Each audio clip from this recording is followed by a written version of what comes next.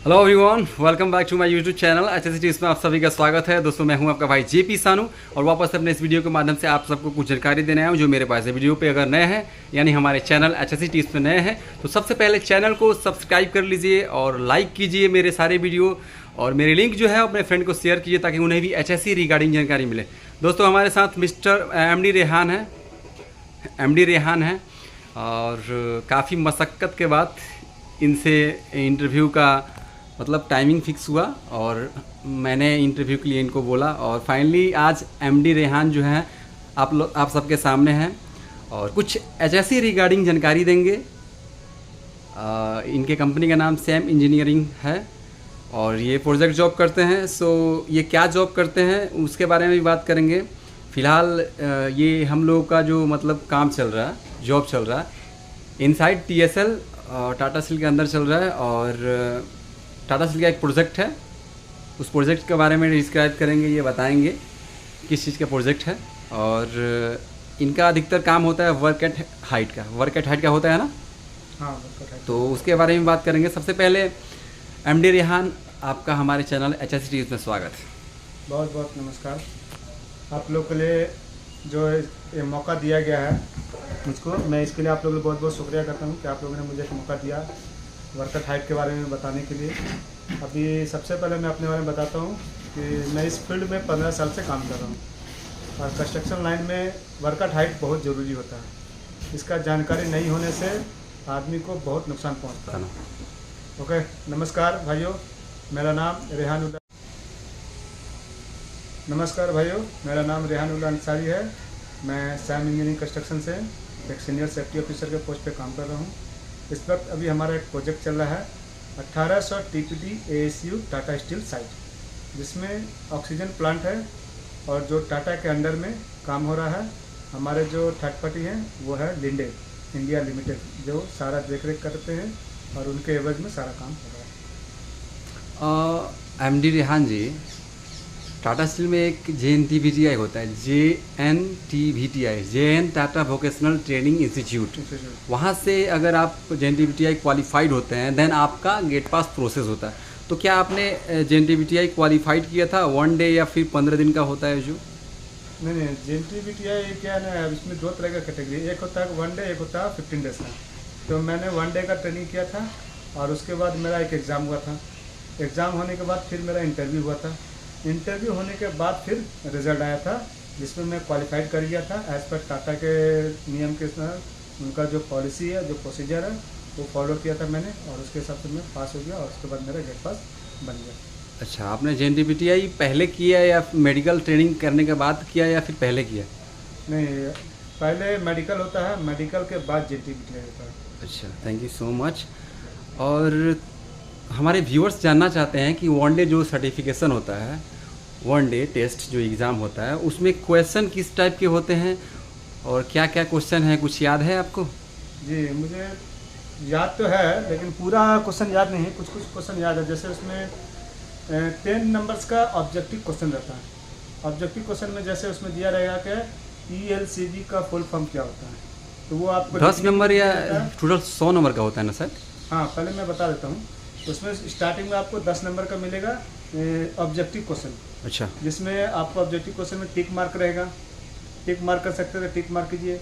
उसमें कुछ फिलअप करने का रहेगा, जैसे कि fill in the blanks. Fill in the blanks रहेगा। उसमें आपको शॉर्टकट दे दिया जाएगा और शॉर्टकट को आपको फुलफिल करना है। जैसे ELCB, RCBO, ठीक है ना, या फिर कुछ और रहता है उसके बारे में दिया रहेगा। जैसे फॉर एग्जांपल आपका पॉजिटिव आइसोलेशन प्रोसीजर, हाँ, उसके बारे में दिया तो वो आपको फिलअप करना है। उसके बाद 3 क्वेश्चन रहेगा जिसमें आपको अच्छा खासा सेफ्टी के बारे में आपको लिखना पड़ेगा। सेफ्टी का एक टॉपिक दिया रहेगा, उस टॉपिक के बारे में आपको लिखना पड़ेगा। कुछ पॉलिसी का रहेगा, पॉलिसी के बारे में आप लोगों को लिखना पड़ेगा। और जो टाटा का जो मेन प्रोसीजर है, वो प्रोसीजर आपको पहले पढ़ना पड़ेगा कि टाटा का प्रोसीजर में क्या बोलता है। वो प्रोसीजर पढ़ने के बाद या फिर ट्रेनिंग के बाद आपको जो बताया जाएगा प्रोसीजर के बारे में, वो प्रोसीजर उसमें आपको लिखना पड़ेगा, तभी आप उसमें पास कर सकते हैं। अदरवाइज़ आप पास नहीं करता ये। टोटल नंबर जो होता है 100 नंबर का होता है। 100 नंबर का होता है, 100 नंबर में आपको पास करना पड़ता है।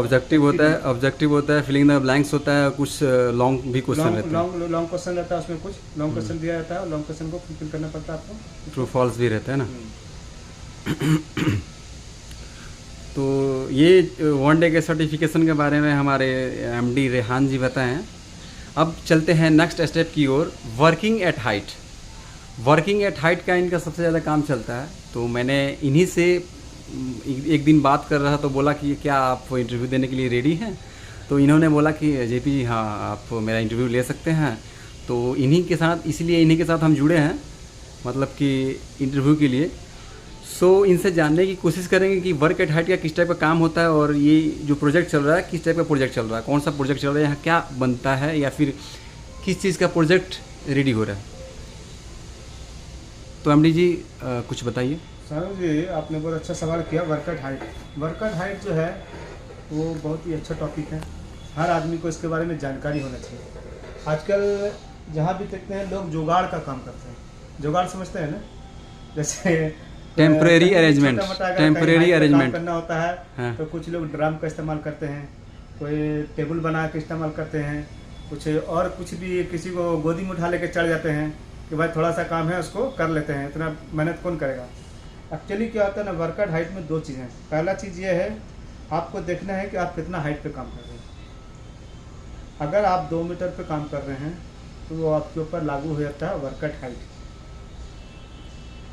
में। अगर आप काम कर रहे हैं तो आपको वर्क एट हाइट आपके ऊपर लागू हो जाता है। तो मतलब ये जो 2 मीटर आप बताया है, तो हुक के साथ जो एंकरेज पॉइंट है, एंकर हुक के साथ एंकरेज पॉइंट से नहीं, वैसे नहीं है। आपको देखिए कैसे है, आप जमीन से जब आप ऊपर आते हैं, और जमीन से ऊपर आने के बाद आपका पैर जिस स्थल पर आके काम करेगा, जमीन से उस स्थल का हाइट आपको नापना है। अच्छा, कि आप कितना हाइट पर आए हैं। अगर आप 2 मीटर पर आ गए हैं, आपका पैर 2 मीटर के ऊपर आ गया है, तो समझिए आप वर्क एट हाइट में आ गए हैं। ओके। अच्छा, ये लैनियार्ड की लंबाई कितनी होती है? 1.8 मीटर। अच्छा, 1.8 मीटर लैनियार्ड की लंबाई होती है। देन हुक को मिला करके करेंगे तो 2 मीटर हो जाएगा लगभग। हुक और लैनियार्ड दोनों मिला के 2 मीटर। 2 मीटर, ठीक है। तो थोड़ा सा बताइए ये वर्क एट हाइट के बारे में और कुछ बताइए थोड़ा सा, और क्या क्या आप लोग चेकलिस्ट फॉलो करते हैं वर्क एट हाइट के लिए। एमडी रेहान जी, और कुछ बताइए क्या क्या चेकलिस्ट आप लोग फॉलो करते हैं। में 2-3 चीज़ ऐसा है जिसको आपको पूरा फॉलो करना है। पहला ये है कि आप जहाँ भी काम कीजिएगा हाइट पर, वहाँ पर हमेशा लैंडिंग प्लेटफॉर्म होना चाहिए। वर्कर के लिए आप क्या प्रोसीजर को फॉलो करते वही हैं? प्रोसीजर बता रहा हूँ मैं आपको। वर्किंग प्लेटफॉर्म होना चाहिए। बिना वर्किंग प्लेटफॉर्म पे हाइट पे कोई भी काम नहीं करेंगे। दूसरा, अगर 2 मीटर के ऊपर चढ़ गए हैं, वर्किंग प्लेटफॉर्म बन गया है, तो आपको फुल बॉडी हार्नेस का इस्तेमाल करेंगे। ये फुल बॉडी हार्नेस क्या होता है? यानी इसको सेफ्टी बेल्ट भी बोलते हैं, राइट? सेफ्टी बेल्ट में कह सकते हैं इसको आपको, ठीक है ना। जो आदमी के सुरक्षा कवच करता है, जिसको बोलते हैं सुरक्षा कवच, ठीक है ना। फुल बॉडी हार्नेस ये आपका हर व्यक्ति के लिए जरूरी है जो हाइट पर काम कर रहा है। अच्छा, 2 मीटर से ऊपर जो काम कर रहा है उसके लिए बहुत जरूरी, चाहे ग्राउंड लेवल बिलो हो चाहे एबव हो, ऊपर या नीचे काम कर रहा हो। ग्राउंड लेवल बिलो भी होगा 2 मीटर में, हाँ, तो अभी आपको फुल बॉडी हार्नेस पहनना है। और ग्राउंड लेवल ऊपर भी होगा तब भी आपको फुल बॉडी हार्नेस को इस्तेमाल करना है। अच्छा, तो जो हमारे फ्रेशर सेफ्टी सुपरवाइजर है, सेफ्टी ऑफिसर है, तो वो समझ लें कि सिर्फ ऊपर ही नहीं होता है हाइट। अगर आप लोग ग्राउंड लेवल से अगर डेप्थ में काम कर रहे हैं, तभी गहराई में, तो आपको वर्किंग एट हाइट का जो प्रोसीजर है, जो सारे प्रिकॉशंस हैं, वो अपनाने पड़ेंगे और उसको फॉलो अप करके काम करना पड़ेगा। नेक्स्ट आगे बोलिए। आगे चेकलिस्ट किस टाइप का होता है आप लोगों का? उसके बाद आपको जिस प्लेटफॉर्म पे आप काम करेंगे, उस प्लेटफॉर्म को आपको निरीक्षण करना होगा। इंस्पेक्शन किया हुआ होना चाहिए। अच्छा, निरीक्षण का मतलब होता है कि वो एक थर्ड पार्टी के द्वारा निरीक्षण होता है। अच्छा, थर्ड पार्टी में जैसे इसका फोल्डिंग अगर बना के रखा है, हाँ, तो इसका फोल्डिंग इंस्पेक्टर होंगे जो उसको निरीक्षण करेंगे, और उसमें एक सर्टिफाइड टैग लगेगा। इसमें 2 तरह का टैग यूज होता है, एक रेड, एक ग्रीन। तो रेड कलर का अगर उन्होंने लगा दिया तो समझिए कि आपका जो वर्किंग प्लेटफॉर्म है वो काम करने योग्य नहीं है। और अगर ग्रीन कलर का लगा के गए तो समझिए कि वो काम करने योग्य हो गया है। और अंडर प्रोसेस यानी आपका जो स्कैफोल्ड है, स्कैफोल्डिंग है, जो मचान है, जिसको शुद्ध भाषा में, भोजपुरी भाषा में, या फिर भोजपुरी कह लीजिए या फिर आसान भाषा में उसको बोलते हैं मचान, भाड़ा, जो वर्कर को एक सूटेबल शब्द लगता है, वर्ड लगता है। तो वो जो होता है स्कैफोल्डिंग, तो उसके बारे में थोड़ा सा बताइए। देखिए, इसका फोल्डिंग में अगर गहराई से सपोज जाएंगे मान लीजिए उस पर काम कर रहे हैं, अभी भाड़ा आपका जो है स्कैफोल्डिंग रेडी नहीं हुआ है, हाँ। देन उस कंडीशन में आप which type of tag use, कौन सा टैग यूज करते हैं? इसका किस फोल्डिंग टाइप में का? Which पहले color? जो होता था 3 टाइप्स ऑफ टैग यूज होता था, रेड, येलो एंड ग्रीन। अभी अपडेटिंग में आ गया है रेड एंड ग्रीन, क्योंकि रेड और ग्रीन के बीच में जो येलो था ना, उसमें थोड़ा कन्फ्यूजन होता था अक्सर काम करने के लिए, कि काम कर सकते हैं कि नहीं कर सकते हैं, ये थोड़ा सा कन्फ्यूजन होता था। तो उसको अपडेटिंग किया गया है, अभी सिर्फ रेड या ग्रीन रहेगा। अगर रेड हो गया तो मचान पर काम नहीं कर सकते हैं, अगर ग्रीन हो गया तो मचान के ऊपर काम कर सकते हैं। कभी रेक्टिफिकेशन करना पड़ता है, मॉडिफिकेशन करना पड़ता है, कोई मटेरियल के कारण भाड़ा में हमको बहुत सारा का इशू आ जाता है, तो उसके लिए क्या करेंगे हम, उस पे जो काम करने वाले वर्कर हैं, जो मैकेनिकल जॉब कर रहे हैं या सिविल का जॉब कर रहे हैं या इलेक्ट्रिकल का जॉब कर रहे हैं या इंस्ट्रूमेंट का जॉब, उन सारे बंदर को, जितने भी बंदे हैं सबको नीचे उतारना होगा। अच्छा, उसके बाद इसका फोल्डिंग बनाने वाला जो सर्टिफाइड पर्सन रहेगा, जो ट्रेन पर्सन रहेगा, वो जाके उसके ऊपर रेक्टिफिकेशन करेगा, रेड टैग लगा के।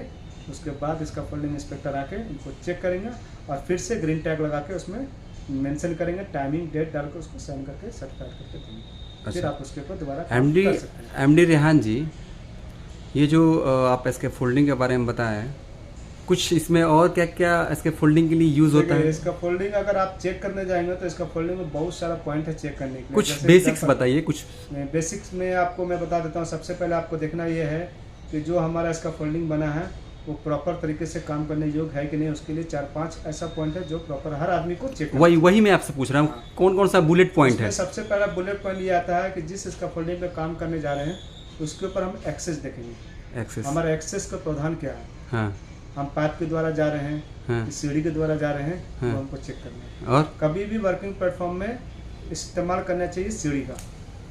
ओके, ठीक है ना। जब लोग के पास सीढ़ी नहीं होता है तो उसके लोग क्या करते हैं, पाइप बांध देते हैं, वो सही नहीं है। पाइप बांधने से कभी भी आदमी स्लिप कर जाएगा और नीचे गिर। दूसरा, इसका फोल्डिंग पाइप को इस्तेमाल करते हैं। अच्छा, हमको सीढ़ी का इस्तेमाल करना है। ठीक है। दूसरा चीज़ हमको ये देखना है कि हमारा जो सीढ़ी है वो डिग्री में है कि नहीं है। अच्छा, हम लोग 2 तरीके से सीढ़ी लगाते हैं, एक है 90 डिग्री, दूसरा है 75 डिग्री।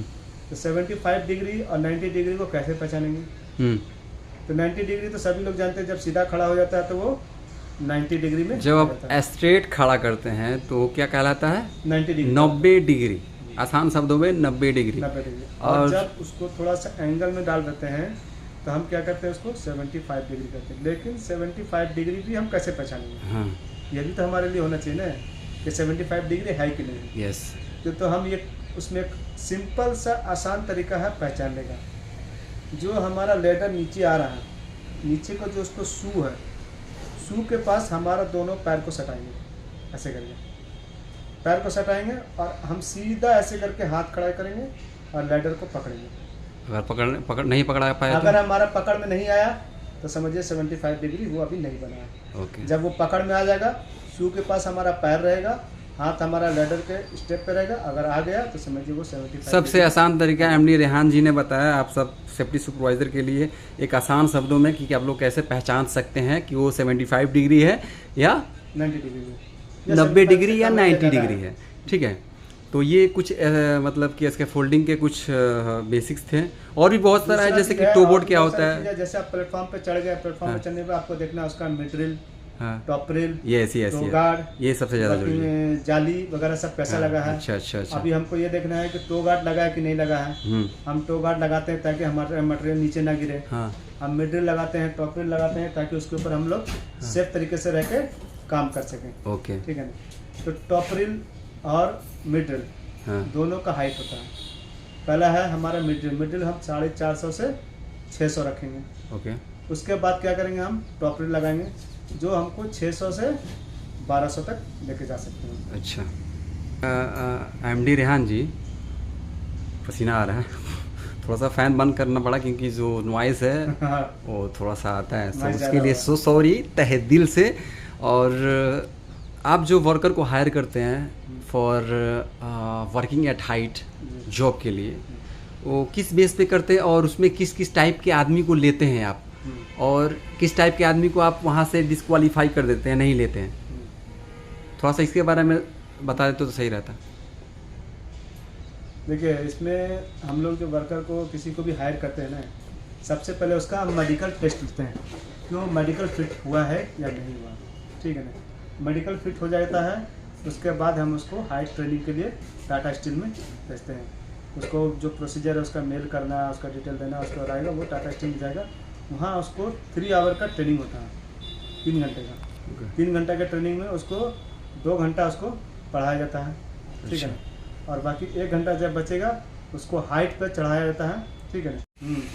तो हम क्या करते हैं, वर्कर को पहले टाटा स्टील में भेजते हैं, वहाँ उनका ट्रेनिंग होता है, उनको पढ़ाया जाता है, उनको कुछ प्रैक्टिकली दिखाया जाता है, और लास्ट में फिर उनका वर्टिको टेस्ट होता है, हाइट पे चढ़ा करना। हाँ, जिसको अच्छा। लाइव आपको सीढ़ी पर चढ़ना है और उसके बाद चढ़ के आपको प्लेटफॉर्म पे जाना है और फिर वहाँ से रिटर्न वापस आना है। अगर आप सक्सेसफुली चले आए तो पॉइंट देखा जाता है कि आप कहाँ कहाँ एंकरिंग कर रहे हैं, किस पोजीशन में कर रहे किस हैं, पोजीशन में कर रहे हैं, 2 जगह कितना कर रहे हैं height कि पे नहीं, 2 जगह कर रहे हैं कि नहीं। वर्टिको टेस्ट में उसका जांच हो जाता है। अच्छा अच्छा और वर्टिको टेस्ट पास होने के बाद ही उसको हम वर्कर हाइट में इधर लाके काम करा सकते अच्छा अच्छा हैं। अदरवाइज जो फेल होता है उसको हम अच्छा। लोग ग्राउंड लेवल में ही रख के काम कराते हैं। अच्छा, चलिए ठीक है एमडी रेहान जी, और भी बहुत सारे बातें होंगी आगे वर्किंग एट हाइट पे, जी, वर्किंग एट हाइट पे। तो अच्छा लगा आपसे बात करके, और आपसे हम जुड़े रहेंगे, कोशिश करेंगे नेक्स्ट टाइम कुछ अच्छा टॉपिक पे बात करें। और क्योंकि कोई भी टॉपिक से स्टार्ट की जाए तो ख़त्म हो नहीं सकती, बहुत सारा उसमें क्वेश्चंस और आंसर्स मिलते रहते हैं एक दूसरे के लिए। तो थैंक यू सो मच, आपसे बात करके बहुत अच्छा। एवरीवन, तो हम सबका वीडियो कैसा लगा, हमने एमडी रेहान का इंटरव्यू लिया, इंटरव्यू कैसा लगा, अच्छा लगा हो तो लाइक कीजिए और मेरे सारे वीडियो अपने फ्रेंड को शेयर कीजिए ताकि उन्हें भी अच्छा से रिगार्डिंग एंड जॉब रिगार्डिंग जानकारी मिले। मिलता है किसी नेक्स्ट वीडियो में, तब तक के लिए लव यू ऑल, सेफ रहिए, सुरक्षित रहिए, जय हिंद, जय भारत।